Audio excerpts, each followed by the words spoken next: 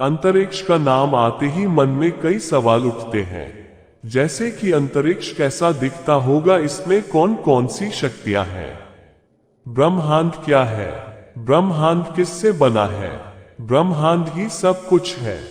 इसमें सभी स्थान और अंतरिक्ष में मौजूद सभी पदार्थ और ऊर्जा शामिल है।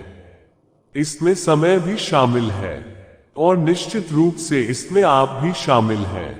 पृथ्वी और चंद्रमा ब्रह्मांड का हिस्सा है, जैसा कि अन्य ग्रह और उनके दर्जनों चंद्रमा हैं। क्षुद्र ग्रहों और धूमकेतुओं के साथ ग्रह सूर्य की परिक्रमा करते हैं।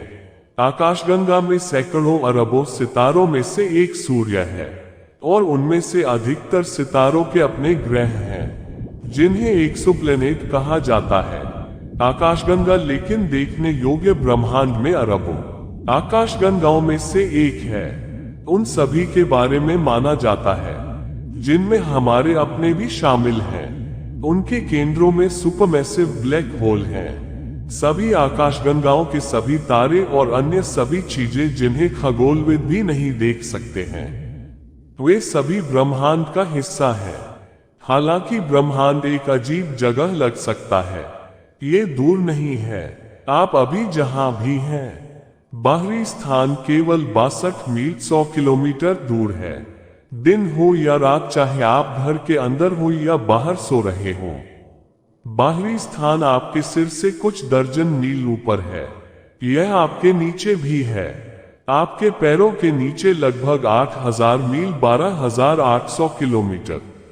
पृथ्वी के विपरीत दिशा में बाहरी अंतरिक्ष के अक्षम्य निर्वात और विकिरण को दुबकता है। ब्रह्मांड में सारी ऊर्जा और पदार्थ है। ब्रह्मांड में देखने योग्य अधिकांश पदार्थ हाइड्रोजन के व्यक्तिगत परमाणुओं का रूप ले लेता है, जो कि सबसे सरल परमाणु तत्व है, जो केवल एक प्रोटॉन और एक इलेक्ट्रॉन से बना होता है। यदि परमाणु में एक न्यूट्रॉन भी होता है, तो इसे इसके बजाय ड्यूटेरियम कहा जाता है। हमारे चारों ओर का विशाल खाली स्थान, जिसमें तारे, सौर्य मंडल, आकाशगंगा आदि शामिल हैं, ब्रह्मांड कहलाते हैं। ब्रह्मांड के प्रमुख घटकों की चर्चा नीचे की गई है। मूल रूप से सौर मंडल नाम सूर्य के परिवार का वर्णन कर रहा है। केंद्र स्थान पर सूर्य रहता है। सूर्य के चारों ओर शेष 9 ग्रह विभिन्न कक्षाओं में चक्कर लगाते हैं। ग्रहों के घूर्णन में परिवर्तन के कारण सूर्य के संबंध में उनकी दूरियां बदलती रहती हैं। ग्रहों की चाल पर भी घूर्णन का प्रभाव पड़ता है। जैसे जैसे ग्रह सूर्य के निकट आते जाते हैं, उनकी घूर्णन गति बढ़ती जाती है। सभी ग्रहों की गति सूर्य के गुरुत्वाकर्षण खिंचाव द्वारा नियंत्रित होती है। हमारे सौरमंडल में 9 ग्रह हैं। सूर्य के सबसे निकट का ग्रह पारा है और सबसे दूर का ग्रह प्लूटो है। तो ग्रहों की उपरोक्त सूची सूर्य से ग्रहों की बढ़ती दूरी के अनुसार व्यवस्थित की जाती है। ब्रह्मांड में कई अन्य खगोलीय पिंड मौजूद हैं, जो आमतौर पर सौर मंडल के ग्रहों के चारों ओर घूमते हैं। इन आकाशीय पिंडों को उपग्रह के रूप में जाना जाता है। चंद्रमा भी एक उपग्रह है। ये पृथ्वी का प्राकृतिक उपग्रह है। उल्का, क्षुद्रग्रह और धूमकेतु भी सौरमंडल का हिस्सा है।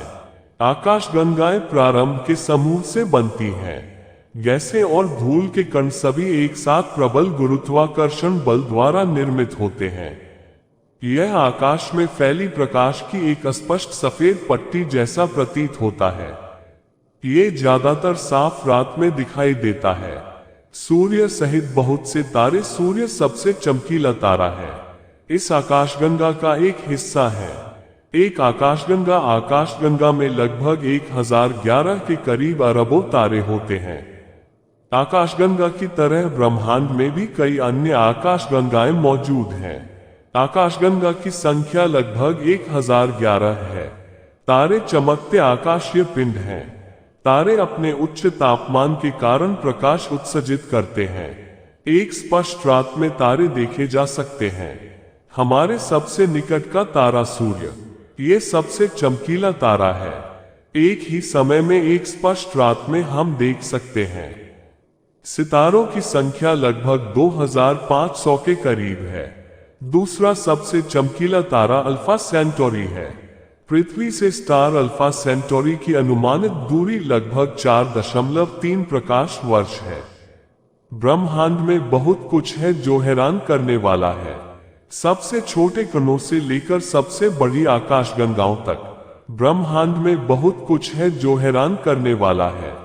सबसे छोटे कणों से लेकर सबसे बड़ी आकाशगंगाओं तक ब्रह्मांड के रहस्यों की खोज करने वाले वैज्ञानिकों के आश्चर्य और विस्मय को सुने।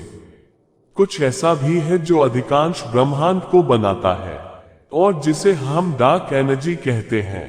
इस डार्क एनर्जी की प्रकृति पूरी तरह से अज्ञात है, लेकिन हम जानते हैं कि यह नियमित पदार्थ से काफी अलग व्यवहार करती है।